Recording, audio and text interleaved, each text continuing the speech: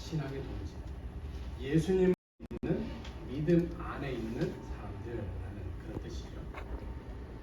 제 경우를 돌아보면 제가 태어난 고향 전남도 화순, 주일학교를 제가 초등학교 2학년까지 다녔지만 잘 기억은 없지만 그 믿음의 동기가 있었고, 또 서울로 이사 와서 또 서울에서 또 만난 믿음의 동기들이 있고, 또 제가 신학교 가서 또 사역을 하는 중에 섬기는 교회 그 믿음의 신앙의 동기들이 있고, 또 제가 이거 미국에 와서 또 함께 신앙의 생활을 하는 믿음의 동기들이 있고, 지금은 다 이렇게 멀리 떨어져 있고 또 함께하지 못하는 그런 상황 속이지만, 제가 천국에 가는 그때가 되면 지난날의 이 믿음의 동지들을 그곳에서 다 만나게 되겠죠. 그걸 생각해 보면 정말 기쁘고 행복합니다. 그곳에 가서 전남도 화순에서 나하고 같이 신앙생활을 하고 뭐야? 그럼 뭘 거 아니에요? 생각입니다. 인간적인 생각. 두 사람께서 같이 믿음의 동지를 했던 분들 뭐라고 다 모일 거 아니에요. 그리고 무슨 집사님들 막 다 만나고 지금 만나고 우리 자녀들 만나고. 사도 베드로가 이 편지를 씁니다. 베드로전서 베드로서는 사도 베드로의 유언과 같은 마지막 편지.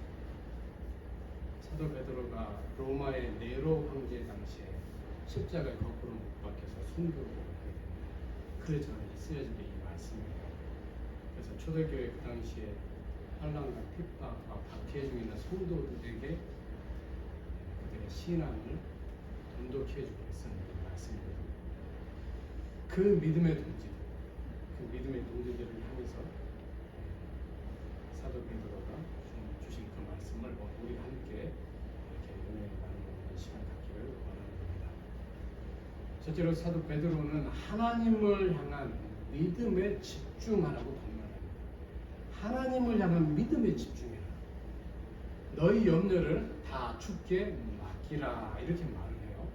이 여기서의 염려를 우리의 일상의 염려들 되게 많잖아요. 우리가 살아온 삶 속에서 만나는 근심 걱정 얼마나 많습니까? 그렇게도 볼 수 있지만 이 당시의 시대 상황 가운데 놓고 이 염려라고 하는 단어를 본다면 핍박과 박해로 인해서 당하는, 그래서 오는 마음의 염려, 그 염려를 하나님께 다 맡겨라 하는 거예요.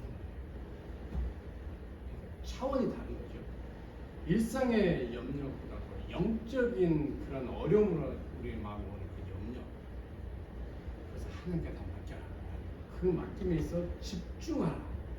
하나님을 향한 믿음을 집중하라. 신앙을 집중하라. 왜 그래요? 염려가 우리의 마음에 오면 우리 사람은 흔들립니다. 어떤 거 하나에 집중하기가 쉽지 않아요. 이 일을 해야겠는데 지금 당장에 닥친 그 염려거리 때문에 이게 집중이 안 되는 거예요.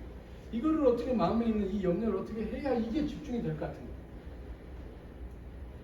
영적인 고난이 왔을 때 집중이 안 되는, 믿음의 흔들림이 오는, 그러면 하나님께 집중해야 하고 내 믿음이 확고히 서야 함에도, 말씀에 확고히 서야 함에도 알지만 그걸로 인해서 못 쓰니까 사도 베드로가 이런 구매의 말을 하고 있는 겁니다. 우리가 옷을 입을 때 첫 번째 단추를 잘 끼워야 됩니다. 이유는 그래야 마지막에 단추에 구멍이 제대로 딱 맞으니까. 첫 번째 잘못 끼면 마지막에 가서 뭔 일이 생기죠? 우리 골프 하시는 분들이 여기 계시니까 골프를 되거든요. 골프할 때 처음에 티샷을 하는 그 상황, 아마 홀에 넣는 퍼팅을 하는 순간보다 이때가 제가 생각이 짧은지 생각인지 모르지만 가장 집중력을 요하는 때가 아닙니까? 이때가 땅 쳐가지고 내가 원하는 그곳에 이제 필드에 딱 떨어져야 하는데 엄한 데 떨어지거나 막 이러면 골치 아파지죠. 그 순간부터. 그러기 위해서 이 순간에 가장 집중을 요하는 때가 아닙니다. 정확한 티샷에서 좋은 결과를 가질 수 있는 확률이 높지요. 그래서 티샷에서 요구되는 것은 정확성을 위해서 요구되는 것은 집중력. 그죠? 여러 가지 시험이 찾아오고 베드로전서 1장에 있는 말씀처럼 또 4장에 있는 말씀처럼 불같은 시험이 찾아오는 영적인 이 고난의 상황 속에서 그래서 믿음의 동지들, 신앙의 동지들에게 필요한 것은 집중력입니다. 집중력. 일반적인 그런 집중력이 아니고 하나님 신앙에 집중하는 것, 하나님 말씀에 집중하는 것, 하나님께서 나에게 주신 믿음에 집중하는 집중력이 필요하다라는 거예요. 근데 이 초대교회 성도들이 염려에 잡힌 거예요. 그 염려에 잡혀 있으니까 집중이 됩니까? 사도 베드로가 그 염려를 맡겨라. 하나님께 맡겨라. 죽으면 죽는다. 에스더의 그런 고백. 내가 죽으면 죽는다. 내 조국을 위해서, 내 민족을 위해서 내가 죽으면 죽는다. 라는 이런 각오를 가지고 하나님께 맡겨버리고 그래야 집중할 수 있고 하나님 신앙에 설 수 있기 때문에 그렇게 권면하는 겁니다. 믿음의 길을 가는 우리 동지들에게, 신앙의 동지들에게 영적인 고난은 필연입니다. 내가 믿음의 길을 가고 신앙의 길을 가는데 나에게 영적인 고난이 안 찾아와요. 나를 의심해 봐야 됩니다. 내 삶에 영적으로 고난당하는 게 없는 것 같아. 잘못된 거는 하나님이 잘못된 게 아니고 내가 잘못된 거야. 어떻게 믿음의 길을 걸어가는데 신앙의 길을 걸어가는데 어려움이 없을까? 그건 아닌 거예요. 믿음의 길에는 신앙에는 반드시 고난이 있어요. 영적인 고난이 있어요. 그게 정상이요. 앞서간 우리의 신앙의 선배들을 보면 그 삶이 그렇잖아요. 신앙을 지키려고 하니까 핍박이 오고 박해가 오고 정상이다라는 거예요. 그 상황 가운데서 신앙을 안 지켜버려. 신앙을 놔버려. 그런 핍박 박해가 없지요. 바른 신앙입니까? 아닌 거예요. 아닌 거예요. 그래서 내가 걸어가는 믿음의 길 가운데 그런 영적인 어려움이 없다. 내 자신을 깊이 되돌아봐야 된다는 거예요. 신앙의 동지들은, 믿음의 동지들은 이 길을 갈 때 염려로 인해서 집중력이 흐려지면 안 되고 하나님께 맡기고 하나님을 향한 그 믿음에 집중해서 가요. 그렇게 나아가는 그 길 가운데는 즐거움이 있고 기쁨이 있고 축복이 있고 하나님께 영광이 됩니다. 제 말이 아니고 하나님의 말씀에 그렇게 써 있어요. 베드로전서 말씀 가운데 그렇게 기록이 되어 있어요. 기뻐하게 하고 즐거워하게 하신다. 너에게 복을 주시기 위함이다. 하나님께 영광을 드리라. 이렇게 써 있습니다. 다니엘을 봐봐요.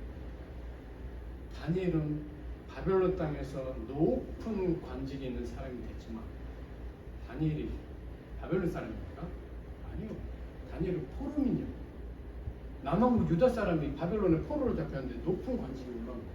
어떻게 이런 일이 생겼습니까? 다니엘의 삶은 우리가 다 알잖아요. 고난 가운데 있었지만 그가 그 고난을 믿음으로 지켜내므로 그 자리에 올라갑니다.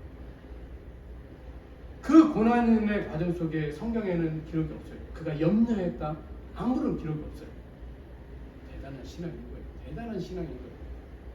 다니엘의 세 친구, 사드락, 메삭, 아벳느고 역시 바벨론 사람이 아니고 남방 유다 사람이에요. 이들도 풀무불의 고난 속에 들어갔어요. 그렇지만 믿음으로 그것을 이김으로 그들 역시 높은 관직의 자리에 올라갑니다. 그냥 모든 것이 되지 않았어요. 믿음을 지킴으로, 하나님을 향한 신앙을 지킴으로, 집중함으로 그 모든 염려거리가 되는 것들, 내 믿음을 흔들만한 것들, 신앙을 흔들만한 것들을 다 하나님께 맡겨버려요. 죽으면 죽으리라. 그 신앙으로 그렇게 나아가면 결과가 그렇게 나타나는 거예요. 사도 바울과 실라가 복음을 전하다가 감옥에 들어갔어요. 죽도록 매맞고 감옥에서 들어가는 그들이 뭐합니까? 신세한탄합니까? 아니죠. 하나님께 찬송을 하고 기도를 합니다. 뭔 일이요? 뭐 이런 일이 생길 수 있어요? 어떻게 이런 게 됩니까? 하나님을 향한 그 신앙, 그 믿음에 집중하니까 그렇게 되는 거예요. 하나님을 향한 믿음과 신앙이 흔들렸으면 감옥 속에서 매맞아 힘들어 죽겠는데 찬송이 나오겠어요? 기도가 나오겠어요? 오순절 성령 강림 이후에 베드로와 사도들이 나가 복음을 전합니다. 유대 종교 지도자들이 찾아와서 하지마 협박을 합니다. 니들이 뭔데 그 예수라고 하는 그 복음을 전하고 난리가 쉽게 말하면 막 위협을 가합니다. 그들이 어때요? 기뻐했어요. 주님을 전하다가 주님 때문에 능욕받는 것을 욕받는 것을 즐거워해요. 기뻐했어요. 어떻게 이게 됩니까? 그 위협에 두렵지 않았겠어요? 그렇지만 그런 건 길지 않았어요. 죽으면 죽지 뭐. 포기가 아니고 순교의 결단, 각오, 신앙의 각오인 거예요. 그랬더니 염려감이 집중한 그 결과로 그 기쁨과 즐거움을 찾게 돼요. 신앙의 믿음의 길을 우리는 하나님이 부르시는 그날까지 걸어가야 돼요. 언제가 될지 알 수는 없어요. 그때까지 걸어가야 되는데 그 과정 속에서 삶의 염려도 염려지만 영적인 이 고난으로 오는 염려거리가 생길 거란 말이죠. 어떻게 해야 돼요? 집중해야 돼요. 하나님을 향한 그 신앙에 그 믿음에 집중해야 돼요. 그래야 흔들리지 않고 그 고난을 통과할 수 있는 거예요. 하나님께서 우리에게 원하시는 것은 통과입니다. 고난 앞에 주저앉는 게 아니고 넘어져서 깜짝 나버리는 게 아니고 이 고난을 이겨내는 거예요. 통과하는 거예요. 다니엘처럼 에스더처럼 사드락 메삭 아벤노처럼 이겨내는 거란 말이죠. 그러려면 하나님을 향한 믿음에 집중하지 않고는 그게 이루어질 수 없어요. 우리가 뭐 믿음이 엄청납니까? 그렇지 않아요. 순간적인 우리의 믿음도 한순간에 와장창 무너져 버리는 게 그런 우리의 연약함이에요. 두 번째로 사도 베드로는 경각심을 가져야 됩니다. 그리고 영적인 싸움을 싸워야 된다라고 권면합니다. 근신하여라, 깨어라. 너희 대적 마귀가 으렁거리는 사자처럼 너희를 삼키려고 이러고 기다리고 있다. 믿음을 굳건하게 해서 마귀를 대적해야 한다. 그렇게 권면합니다. 자나깨나 불조심, 꺼진 물도 다시 보자. 우리 한국에서 어릴 때 이런 표현 많이 봤어요. 무슨 말이에요? 불이 날 수 있으니까 항상 조심하라 라는 그런 우리의 정신을 일깨워주는 거예요. 무심코 살아가다가 불나버리고 할 수 있으니까 그걸 깨워주는 거죠. 이런 경각심은 우리로 하여금 정신을 차리게 만들어요. 아, 이제 캘리포니아가 더워지고 화재가 산불이 막 날 수 있는 그런 때구나. 나부터라도 조심을 해야지. 어디 놀러 가거나 할 때 조심해야지. 하는 이런 정신을 차리게 만들고 그 정신을 차리게 하면 우리 마음에 긴장이 생기죠. 그 긴장은 우리의 마음을 풀지 않게 만들어요. 이걸 말하는 겁니다. 영적인 경각심은 마귀가 으르렁거리는 사자같이 너희를 잡아먹으려고 기다리고 있으니 준비하고 있으니 정신 똑바로 차려라. 신앙의 정신을 똑바로 차려라. 믿음의 정신을 똑바로 차리고 있어라. 안 잡아먹히려면 너희가 이런 정신을 바로 차린 가운데 있어야 된다. 마귀 사탄이 노리는 것은 믿음의 사람들입니다. 우리 함께 믿음의 동지들은 마귀 사탄이 노려요. 타깃이 우리란 말이죠.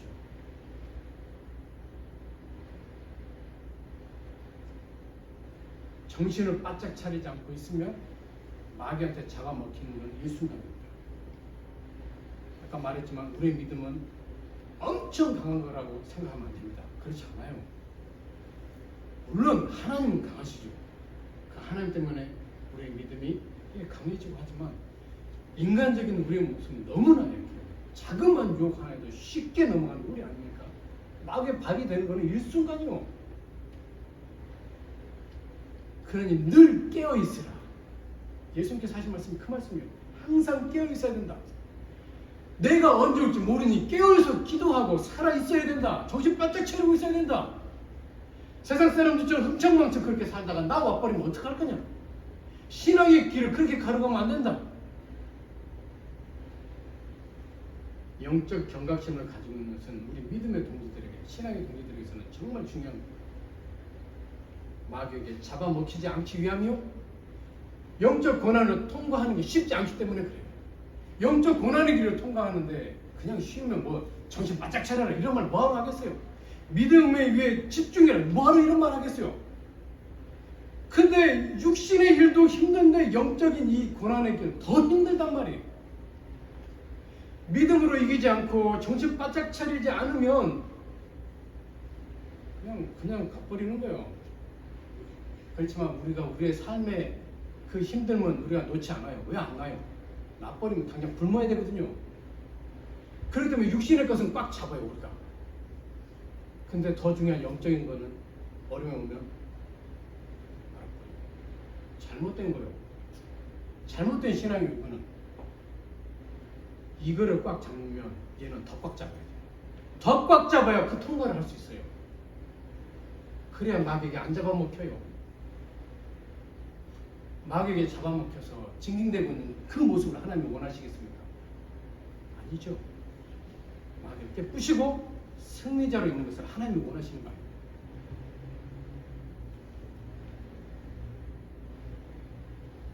다니엘이 사자굴에 들어갔어요. 사드락 메삭 아베느고가 7배나 뜨거운 풀국불 속에 들어갔어요. 그렇지만 사자도 다니엘을 못 잡아먹었고 풀무불도 그 3명의 친구를 못 죽였습니다. 그렇죠? 하나님이 원하시는 것은 이런 모습. 하나님이 원하시는 이런 모습.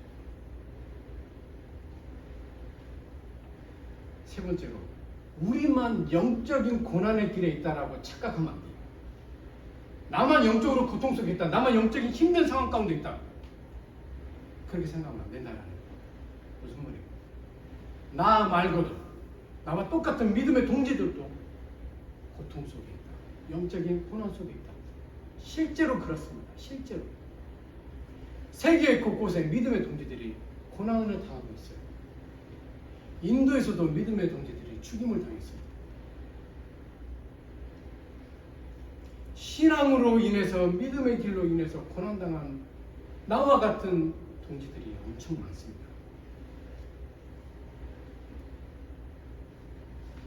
그것을 볼 때, 그것을 생각할 때 우리는 그 멀리 보이지 않는 누군지는 모르지만 그 믿음의 동지들을 위해서 기도해 줄 수 있어야 하고, 그들에게 위로를 줄 수 있어야 하고, 그들에게 격려를 해줄 수 있어요.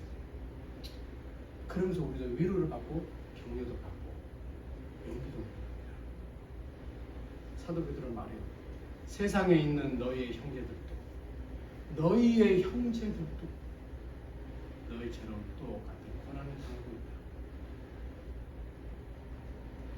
인생의 길을 걸어가는데 누군가가 나와 함께하면, 그런 사람이 있으면 행복하고 좋아요.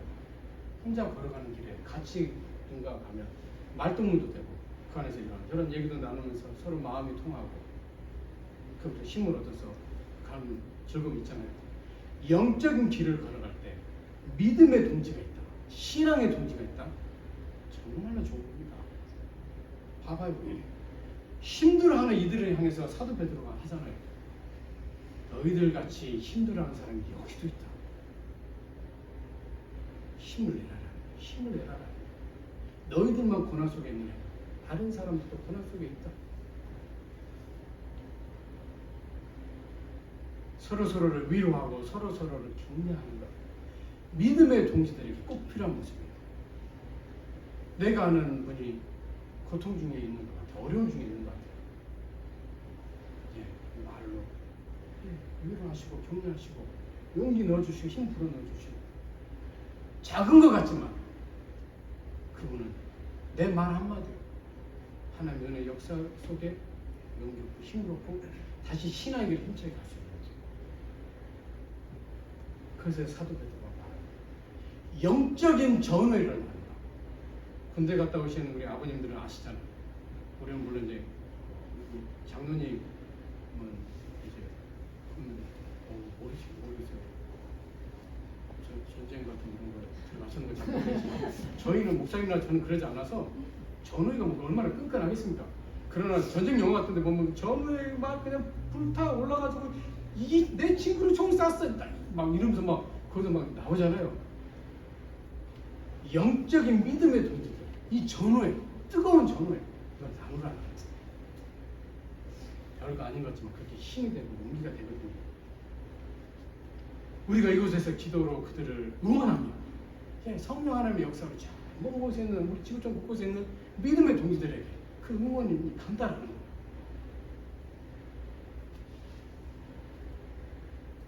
믿음의 동지들은 절대로 혼자가 아니에요. 절대 그래서 외로운 거 아니에요. 세계 곳곳에 다 있어요. 그뿐입니까? 천국에도 우리의 믿음의 동지들이 무수하게 있어요. 앞서간 믿음의 우리 선배들, 히브리서에 있는 말씀처럼 구름같이 천국에 그렇게 있어요. 그 아까 제가 말했잖아요. 천국에 가면 만나는 거예요. 우리가 아시는데 먼저 천국 가신 분들이 계셔. 천국 가면 그분들 보는 거예요. 얼마나 기쁘고 좋겠습니까? 와, 우리 2023년 지금으로 하면 안 되는구나. 몇 년도에 이렇게 알았다가 천국 가서 막 다니엘과 세 명의 친구들 바벨론 땅에서 외롭게 영적인 고난의 그런 길을 갈 때 그들은 얼마나 서로를 위로하고 격려해 주겠습니까? 성경 속에 보면 다니엘이 사자굴에 들어가는 것도 나오고 세 친구가 푸른불 속에 들어가는 것도 나오고 다니엘과 이 친구들이 그 동시적인 상황 속에 있었는가 정확히 알 수는 없지만 그런 것들을 앞에 두고 또 그런 것들을 당한 이후에 얼마나 서로를 격려하고 위로하고 그렇게 했겠어요. 또 우리 스데반 집사님 아시죠? 스데반 집사님은 좀 특별해요. 스데반 집사님이 돌에 맞아 순교하는 상황이에요. 돌멩이가 수도 없이 날라오고 이 터지고 막 아파 죽겠고 하나님께서 스데반 집사님 눈을 열어서 천국을 보여주세요. 스데반 집사님 누구를 봅니까? 하나님 보좌 우편에 서 계시는 예수님입니다. 예수님이 뭐 하셨을까요? 예수님이 그 순간에 뭐 하셨을까? 스데반 집사님 돌 맞아 피 흘려 죽어가고 스데반 집사님 봤겠죠. 보셨겠죠, 예수님. 그래서 뭐 하셨을까요? 격려의 박수, 응원의 박수 하고 계셨을 거예요. 그 모습을 보니 예수님의 마음이 아프시죠? 안 아프시겠어요? 근데 그건 뭐예요? 스데반 집사가 통과해야 될 고난의 시간, 고난의 길. 그 모습을 예수님이 박수 치시고 응원해 주시는 거예요. 우리 천국에서 만나자. 스데반 집사님이 아픔을 느꼈을까? 전혀 못 느꼈어요. 수많은 돌들이 날라와도 여기가 터지고 저기가 터지고 깨져도 그 돌에 다 파묻혀도 그 아픔을 몰랐을 거라.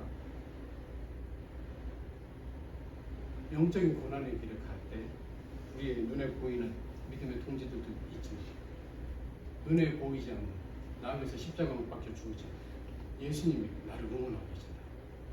예수님이 나를 위로하고 계신다. 예수님이 나에게 격려를 불어넣어주고 계신다.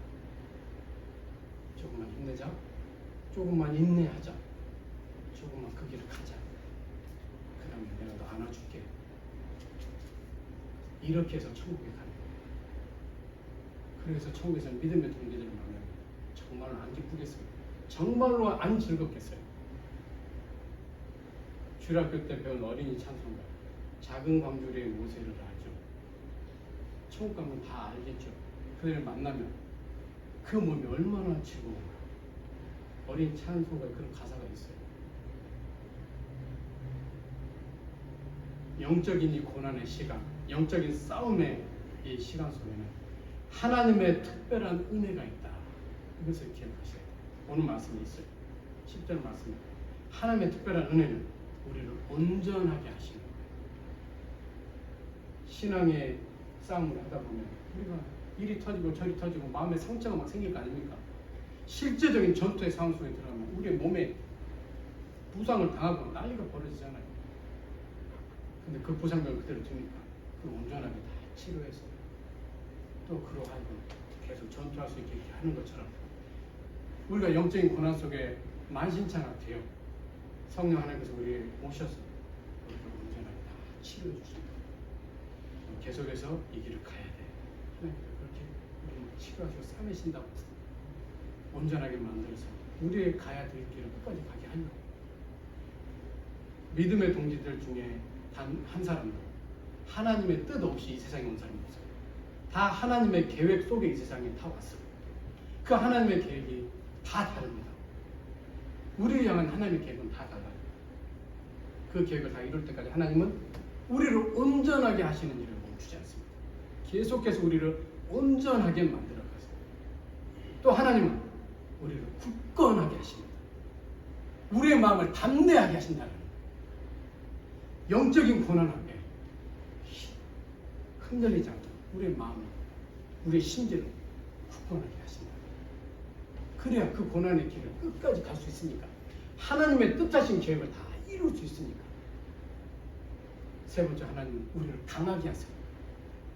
우리의 몸에 힘을 불어넣어 주십니다. 네 몸에 이 힘이 있어야 돼. 이 마귀 사탄을 이길 수 있는 이 영적인 힘이 필요해. 그 힘을 받아야 네가 이 길을 행할 수 있다. 가서 할 수 있다.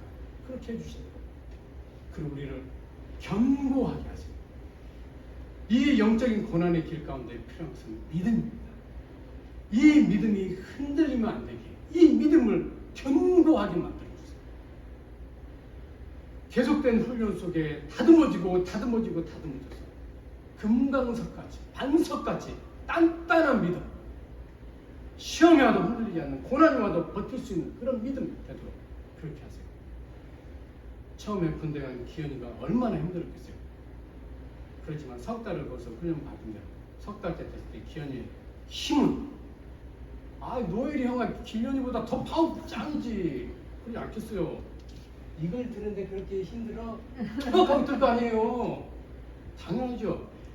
훈련을 통해서 믿음이 그렇게 단단해지기를, 이게 하나님이 고난 속에서 우리를 빚어가시는 은혜입니다. 온전하게 되어서 계속하고 강하게 해서 흔들리지 않게 하고 굳세게 힘을 불어넣고 우리가 믿음의 싸움을 잘하도록 그렇게 해주십니다. 하나님은 오늘 말씀에 있는 것처럼 은혜의 하나님입니다. 은혜의 하나님은 고난이 고난으로, 싸움이 싸움으로 땡 이렇게 절대 안 하세요. 은혜의 하나님은 우리에게 합당한 은혜를 항상 주세요. 고난을 이길 수 있는 은혜, 삶을 이길 수 있는 은혜 달라요. 삶을 이길 수 있는 은혜가 있고 영적인 고난을 이길 수 있는 은혜가 달라요.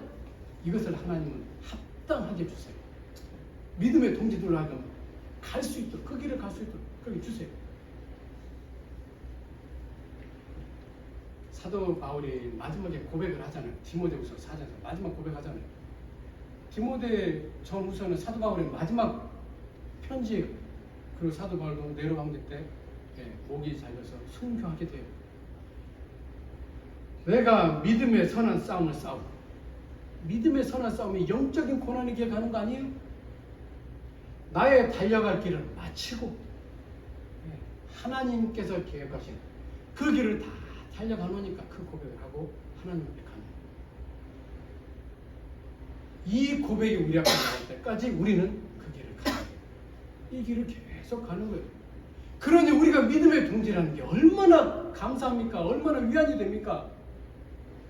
서로가 믿음의 동지니 얼마나 위안이 돼요. 이 남의 땅에서, 맞아요.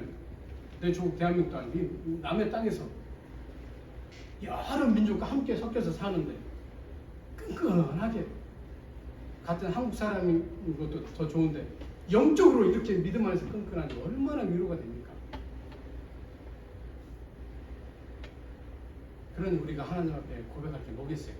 마지막 말씀, 세세 무궁토록 우리 하나님께 분명히 있기를 바랍니다. 하나님께 영광 돌리는 거예요. 우리의 영적인 고난의 마지막의 모습에서는 하나님 감사합니다. 하나님께 영광 돌리는 거예요. 마지막으로 함께 같이 해볼까요? 우리는 믿음의 동지들입니다. 시작! 우리는 믿음의 동지들입니다. 배반하면 안 돼요. 동지라고 막 이래 해놓고 뭐 한 순간에 혼자 배반하고 가면 안 돼, 진짜. 아니 뭐 우리는 뭐 그렇지만, 예수님하고 이거 했으니까 나 몰라 했거든. 기도하겠습니다. 하나님 아버지, 멀고 먼 이 타향살이 가운데 우리를 믿음 안에서 한 동지가 되도록 불러주시고 서로 같이 마음을 하고 뜻을 같이 하여 하나님을 예배하고 섬기는 귀한 은총 가운데 살아가도록 축복해 주신 것을 감사드립니다. 귀하신 이 은혜를 우리가 받고 누리는 가운데 이 영적인 고난의 길을 행할 때에 우리들